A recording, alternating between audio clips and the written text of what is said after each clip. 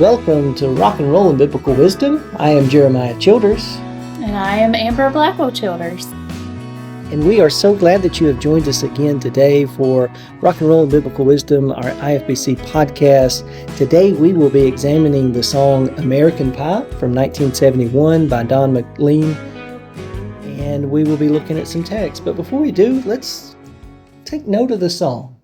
Amber, when you hear the song American Pie, which is a long song, but it's often played over the radio over and over again. I know though it was written in 1971, it's become a song many people kind of think of their own. Even Lily listens to it in the car and will start singing along to it.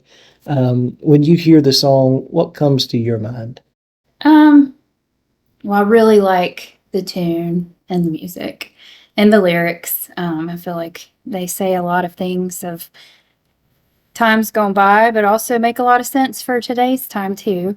It was just very catchy. I remember riding in the car with Mom and Dad and Grant and Chad, and we would listen to it, and it would come on the radio, and we would just start laughing and singing, so bye, bye, Miss American, bye. Not really knowing what it meant at the time because we were little, but we just thought it was catchy. And then when I started to hear it as an adult, I started to really listen and think about what it was saying, and it really does have a lot to offer in word and lyric. And it's one of those, no matter how many times I listen to it, because it is so full of different verses and lyrics, that I always find something new in it. And, you know, it's not really, I wouldn't consider it like a really rock and roll song. It's more of a folk rock song. Yes. Coming out of the late 60s, early 70s, you've got several people that are bringing some of that music to the scene. Some have already brought it, like Bob Dylan, but then Don McLean, who honestly can't say another song that he's written. But this song, as we'll talk about, once somebody asked him, how do you interpret the song? And he says, well, I interpret it is that I've made enough money on it that I don't have to worry about working anymore. So as we talk about it. One of the reasons I picked it today is because it's a song that in many ways is a lament song. Yeah. And a lot of times we talk about poetry in the Bible and we think about the Psalms, and a lot of times we gravitate towards happy Psalms. But many of the Psalms and then the Book of Lamentations are works of poetry that express deep sadness and grief and longing, not just about individual personal loss, but about something bigger than ourselves. Like what's all the years, things that have happened in our nation. Yeah.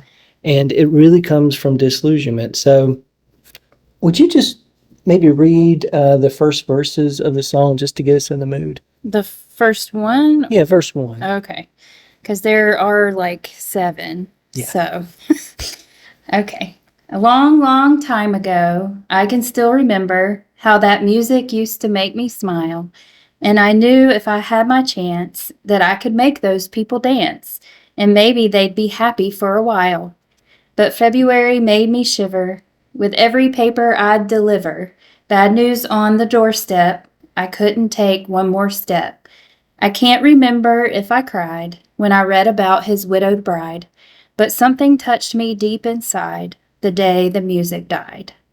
And then the chorus, so bye-bye, Miss American Pie. Drove my Chevy to the levee, but the levee was dry. Them good old boys were drinking whiskey and rye and singing, this'll be the day that I die. This'll be the day that I die.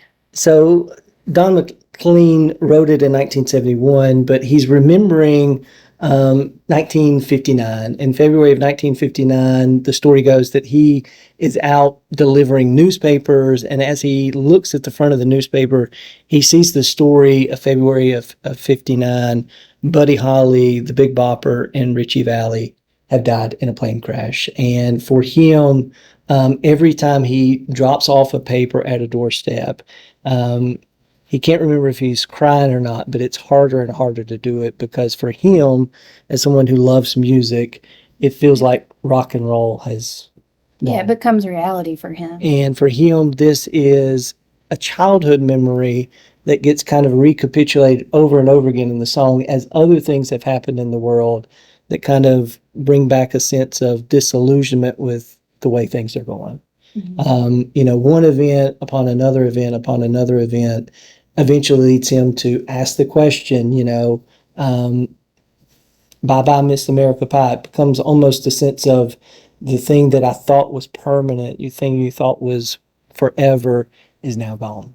Yeah. And how do you pick up those pieces? And how do you pick up those pieces? And part of it even comes in, from 1959 to 71 as he continues to grow. He looks at a world where, you've got stuff like the Vietnam War going on, you've got civil rights movement, you've got other national tragedies. By 71, you've got the Pentagon Papers that come out that essentially tell the American people from the time of Truman onward that the government has been kind of keeping some things away from them, especially as they've gotten into Vietnam. And the season after this is a season of Watergate and other things that happen. And more people become more disillusioned about the way the world was, the way the world was becoming. And the song just kind of over and over again is one of lament. Yeah. And as I think about that, I think about Israel's laments that happen within the biblical narrative. And the biggest lament that comes in the form of the southern kingdom of Judah as it is being broken apart by the Babylonians. And as it's being broken apart, there's this sense of everything we thought was permanent is now gone. In the time when the kingdom of Israel was falling, as the Assyrians came, the king Hezekiah, the southern kingdom, built a wall around Judah, and the Assyrians got all the way to Jerusalem. But the wall, Hezekiah's wall, kept, and they thought that God had protected them and keep them forever and ever. And when the Babylonians came, many thought that God would never let this happen. And then they fail, and as they've been deported to Babylon, those leaders that were there begin to write poetry. And one of the biggest poems of the Old Testament that is full of lament is Psalm 137. Beside the rivers of Babylon, we sat and wept as we thought of Jerusalem. We put away our harps, hanging them on the branches of poplar trees, for our captors demanded a song from us. Our tormentors insisted on joyful hymn, singing us one of those songs of Jerusalem. When I hear that, I always think back to this song as, the day that rock and roll died. To sense that the moment that we were taken away, our joy to be able to sing left us. But how can we sing, the psalm says, the songs of the Lord while in this pagan land?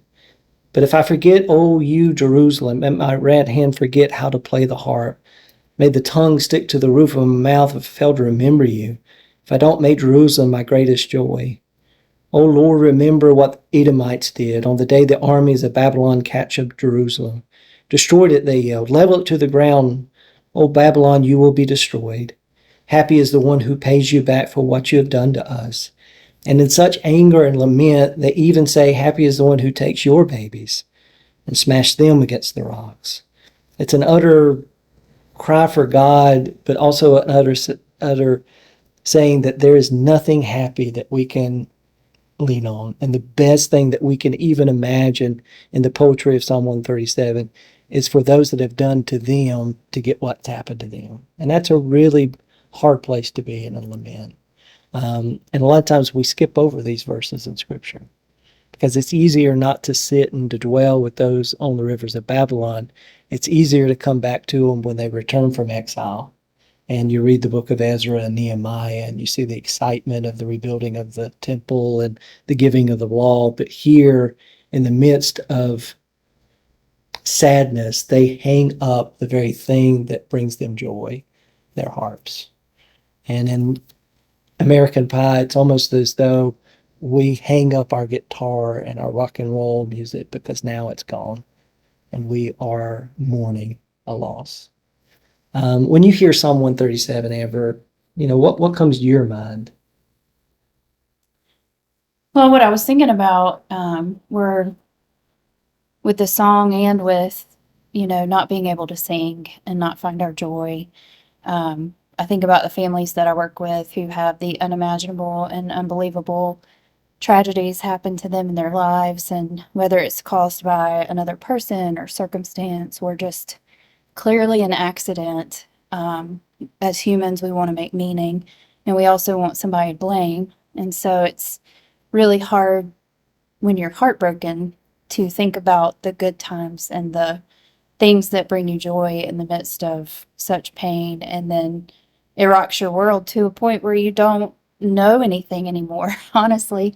You're having to, your whole theology is shaken. You're having to pick the pieces up and figure out how they fit. And sometimes some of those pieces don't fit anymore, and that's okay. That our theology and our understanding of God and each other grows outside of a box that we grow up in, and so it can make it really even more disorienting when that happens as well. And I feel like in Psalm 137, they're disoriented and they thought God was there to protect them and keep them safe, and now they're in exile, and their captors are screaming, sing your song of hymn of joy, Jerusalem, and they're so heartbroken and disoriented they don't feel like they can.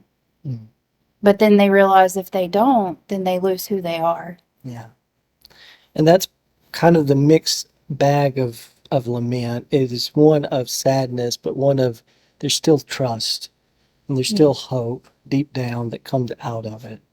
Well, I think if there wasn't that, there wouldn't be anything. Yeah.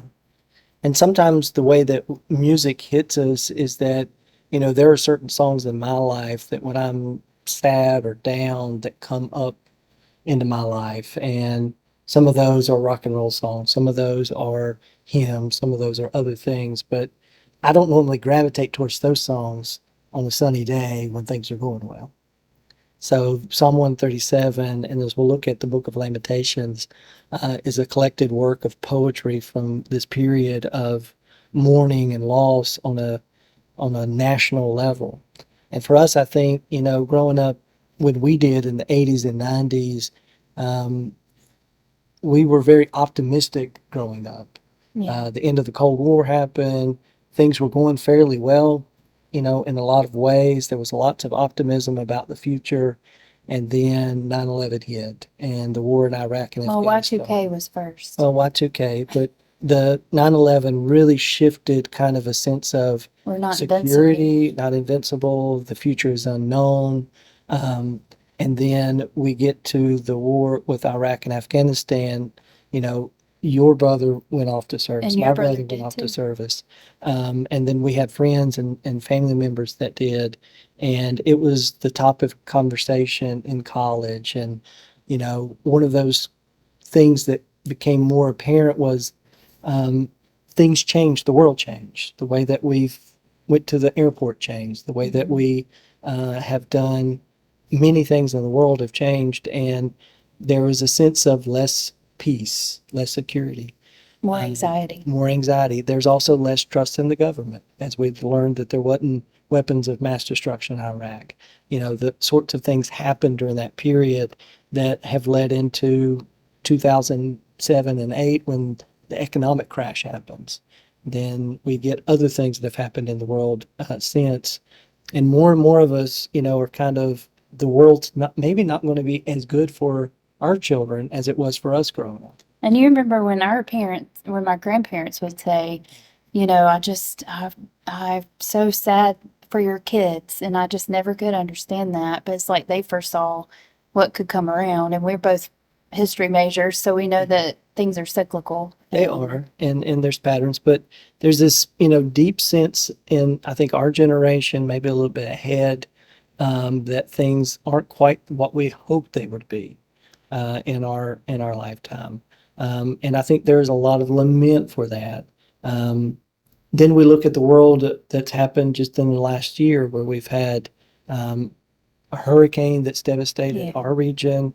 We look at Texas right now, that's the flood and people that are still being found. And, over and over again, we see tragedy here and there, and sometimes it feels near to us, sometimes it feels far. There's never a year that goes by where there's not a school shooting, and communities are forever changed when these things happen. Texas, where the the river flooded, those communities will never be the same. Yeah. When a tornado hits a community, it's never the same. When a shooting happens, it's never the same. And over again, they're going to come back to these themes that we find in the lament is there a future? We thought we were okay. We thought God was with us. And then they have to come through these cycles of figuring out how to bring joy back to their life. Let me read a little bit from Lamentations 5. It's the end of Lamentations, and it's really a prayer for restoration.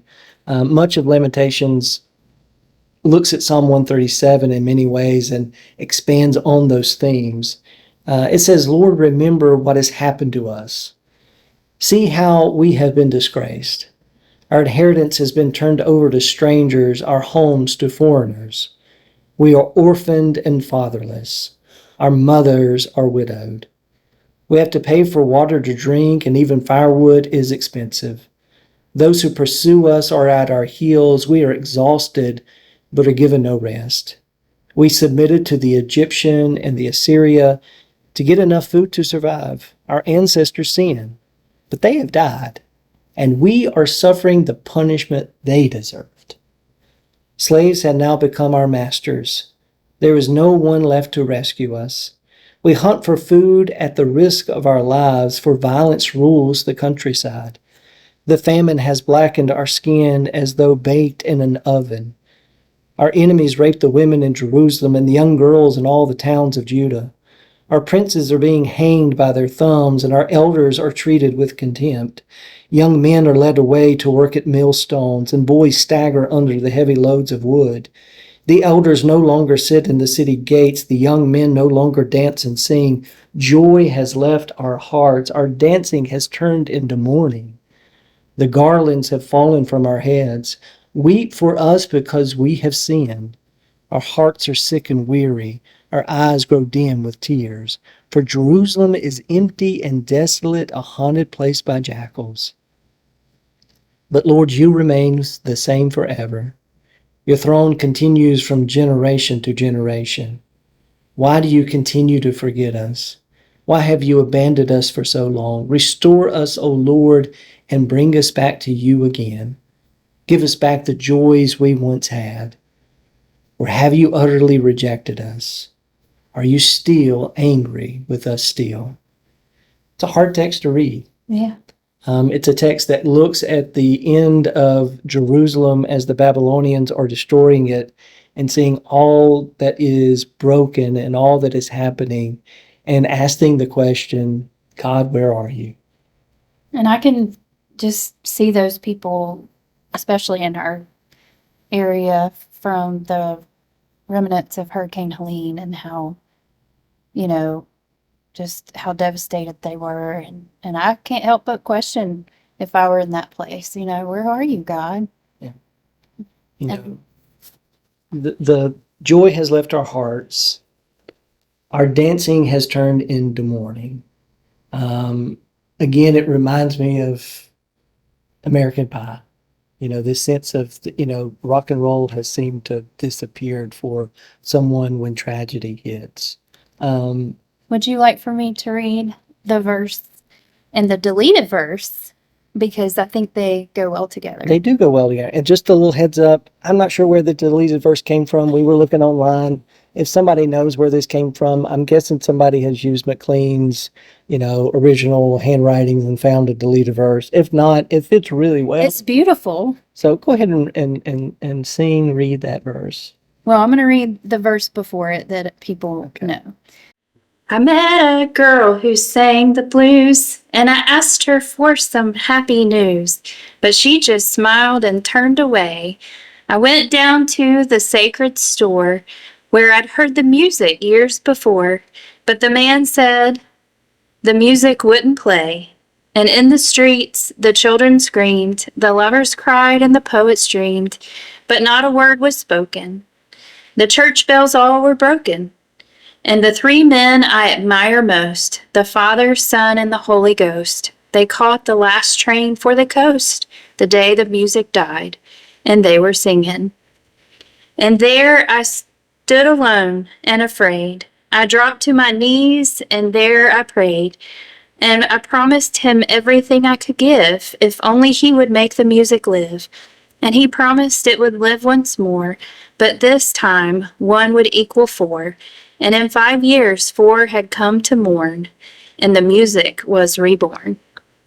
So as we listen to this deleted verse following verse 6 of the song, and go back and listen to the song, there's a lot of even biblical imagery. In verse 5. There's this imagery of kind of Satan being in the background of all of this chaos happening and enjoying that the music's died. And sometimes we feel like evil in the world sometimes comes alongside of us, try to take the joy out of the world. But when we hear that deleted verse, what stands out to you about it? Well, it makes me think about, I guess it's in Psalms where it talks about our mourning shall be turned into dancing. We'll take off the sackcloth and there will be joy. That's very much paraphrased.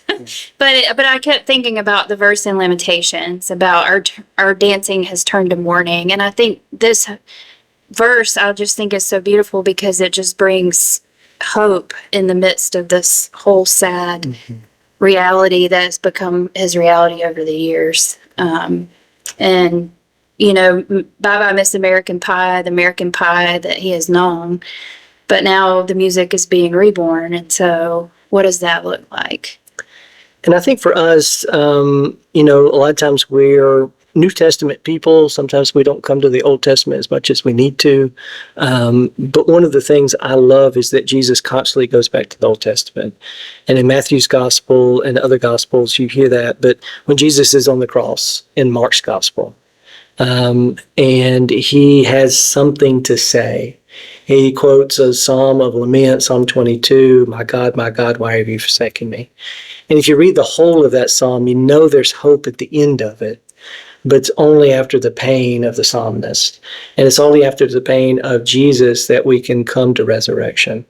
But even in that moment, Jesus identifies with one who feels like the Psalm 37, like Lamentations 5, like Psalm 22, that God feels so distant in the moment. Like many of us, if we're honest with ourselves. And Jesus in that moment uses the poetic language of the Psalms, like music, to express a deep reality that in many ways is hard to express without poetry.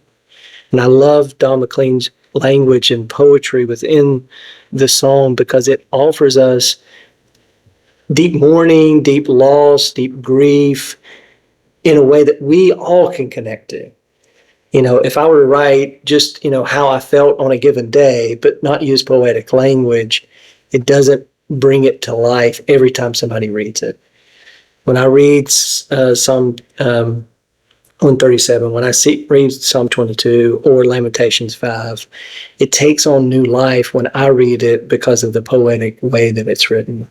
And I think music, whether it's rock and roll, whether it's hymns, whether it's psalms, whatever the music that's being sung and the poetry that it envelops it creates worlds within worlds that we are able to inhabit and speaks to generation after generation.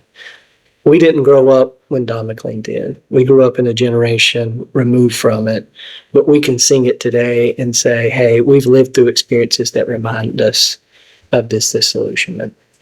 I think also just how it speaks to the heart of how music speaks to people as well. To imagine, I remember listening to this song as I grew up and thinking, gosh, if music died, it would just be a really sad world to live in because it does invoke different feelings. And, I went back and thought about a funeral that I helped attend and do with a family who lost their baby in the NICU, and the whole service was planned around praise music, and that's where their heart was because they had that hope that they would see their son again in the next life. And that song, Yes, I Will, it's a contemporary Christian song. It just, whenever I hear it come on my playlist or whatever in the car, it just makes my heart so warm because the family all just stood there and sung it together and just weeping, and their heart just spoke those words of hope, and just knowing that even in the midst of what they were going through and the lament that they were feeling deep, deep in their hearts, God was still going to show up and still be there for them. And they were going to praise God in the midst of it anyway. And I think it just spoke volumes to who that family is, but also to their faith and what they believe, and what they hold on to. They did it through the whole time the baby was in the NICU too. And that's what these verses said to me too. In the midst of that, is that with the reborn, music being reborn, rebirth, it's what happens after you come through something that is so hard and so deeply disorienting and painful. It is, in a way, like a rebirth, of putting back the pieces and being reborn in a different identity, in a different way, in a different thought, which is scary to think about.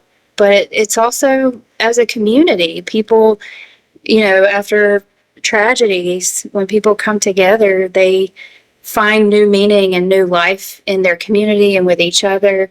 I think about after COVID and just how community was so lost after that, where we were isolated, and it was hard for people to even know how to come back together. But there was a rebirth in that too. And I was able to really see that as someone who works in the hospital, but also someone who needs community, and creating that community for myself. Well, as we kind of think about these laments of the Old Testament, we come to the New Testament. And part of our understanding of the New Testament is that Jesus is deeply ingrained within him are the Psalms, are the prophets, are the lamentations of his ancestors. And when he has an opportunity to speak to those that are listening in Matthew 5, and he gives the Beatitudes, part of the Beatitudes, he says, "Blessed are those who mourn, for they will be comforted." And Jesus is looking at a crowd of people who know what it feels like to be on the bottom, to always feel like there's, it's a struggle to go from one thing to the next. In the background, you may hear our dogs barking. I apologize. We're at home.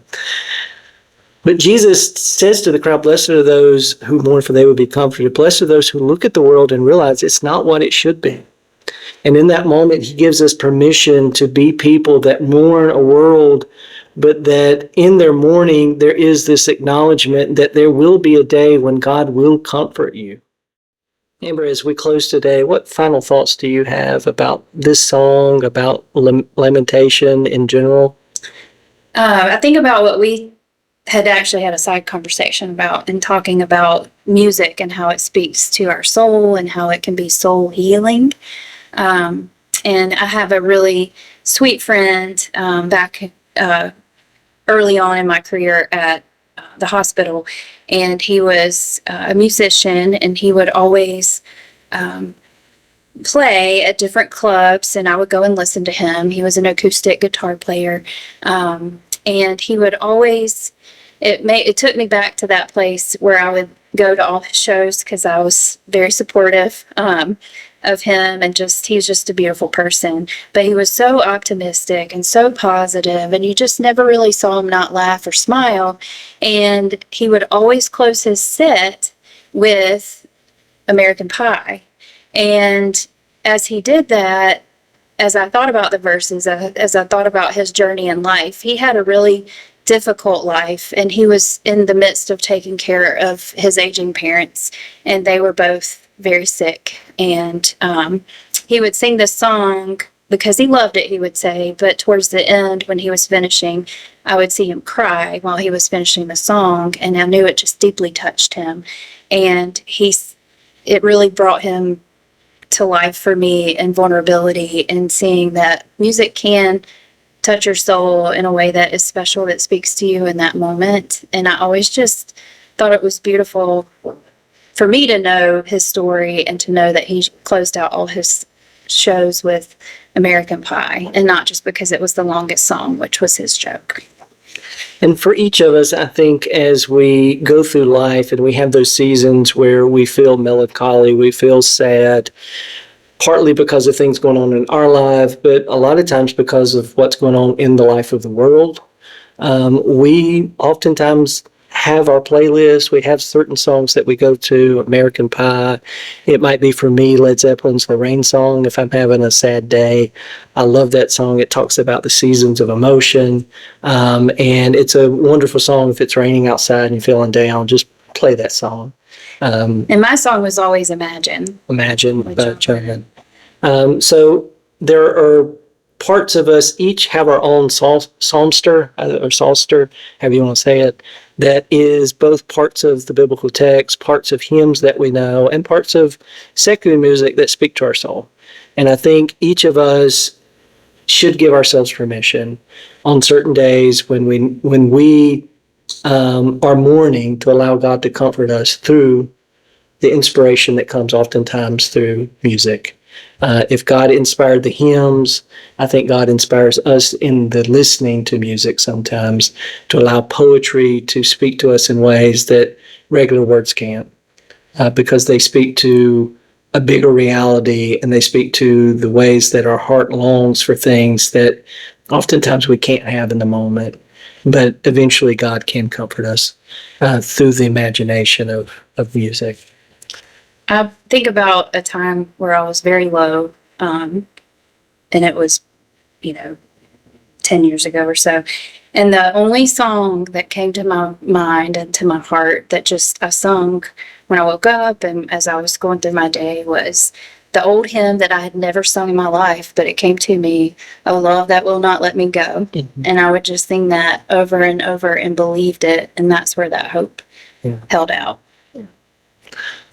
Well, this week, as you think about songs in your life that speak to you on your low days, and sometimes they come to us on our good days as well. If you are in a season of lamentation and you just need somebody to listen to you, feel free to contact me or one of our staff. We would love to be there to support you through that. Be with us next week as we look at another song. Next week, we're going to look at a 90s rock and roll band that continues today to even play, the Black Crowes. We're going to listen to one of the songs from their first album, and it will maybe speak to you in a different way. If you've never listened to it, we'll talk about it next week. But we hope you have a good week. Join us again. Take care. Bye.